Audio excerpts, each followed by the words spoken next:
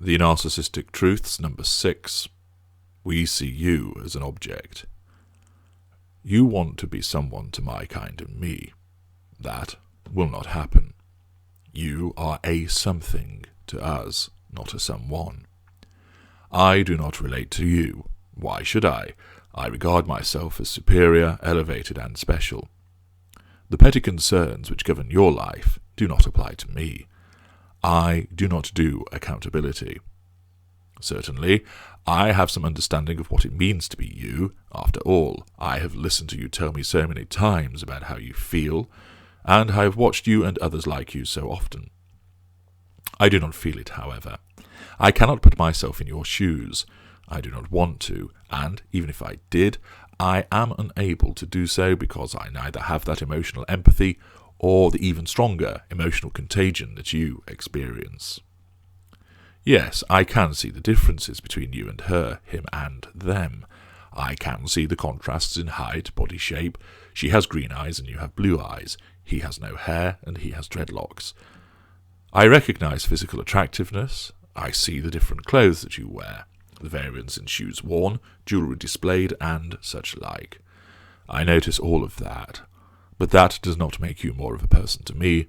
It is merely the distinction between a washing machine that is white and one which is silver.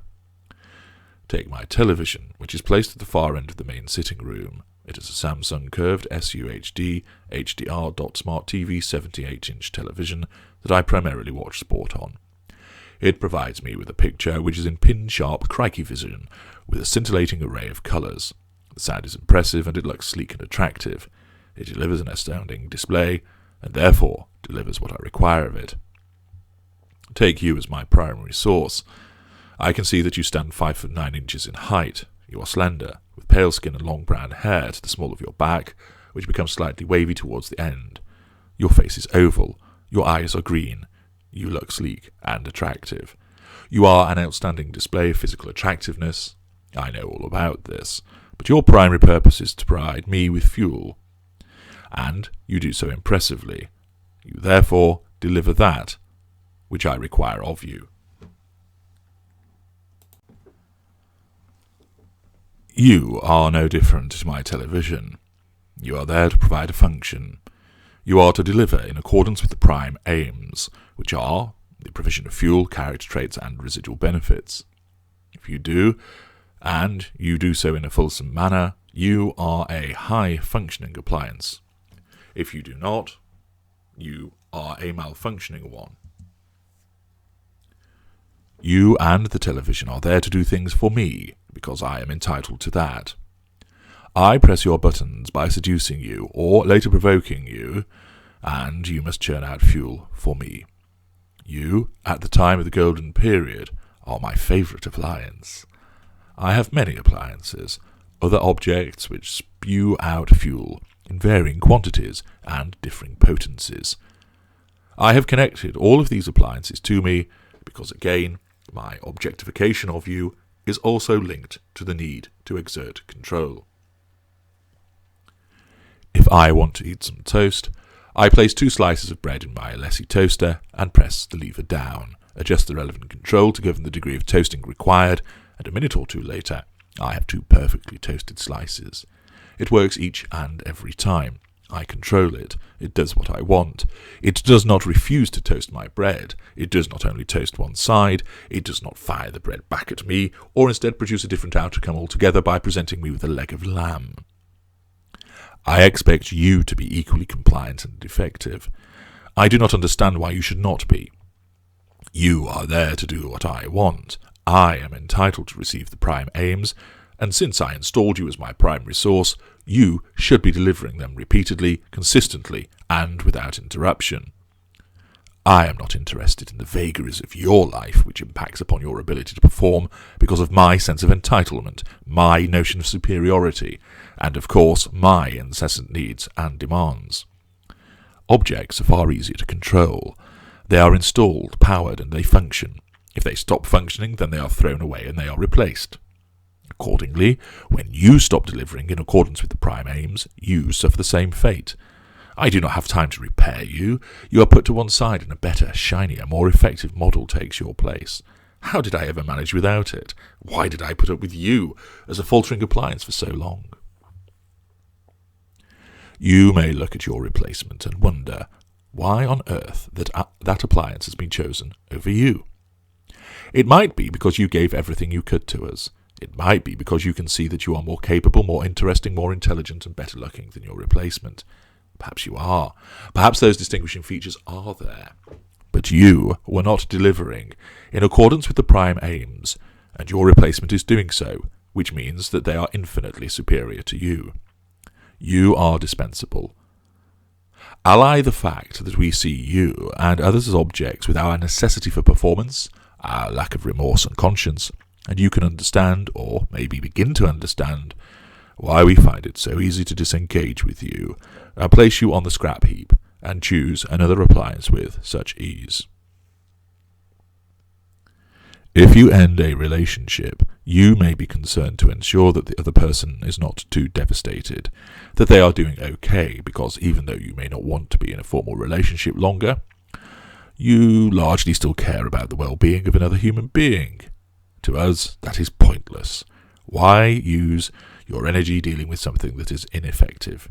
That is a waste of time.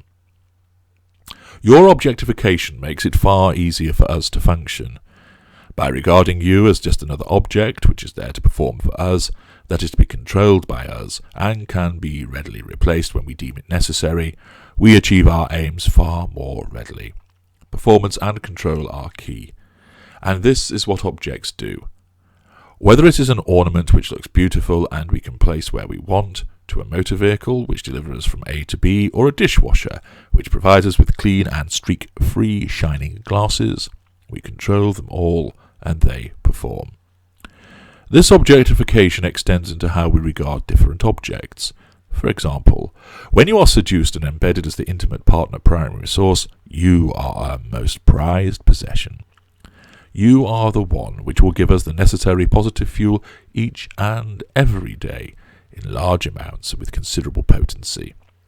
This means you will be looked after, you will be treated well, you will be paraded and shown off, like some prized piece of art or an expensive necklace. You will be placed carefully on that pedestal, polished, cleaned, and maintained. The tertiary source, which works in the garage where we fill up with petrol every week, is like an old teddy bear. We always say hello, and receive a pleasant dollop of positive fuel as we feign interest in this person's humdrum life. We have known this person for years, and, like that teddy bear, we see no need to throw them away. Not yet. But nor do we regard them as being any necessity requiring maintenance. Accordingly, the corresponding teddy bear has an eye missing.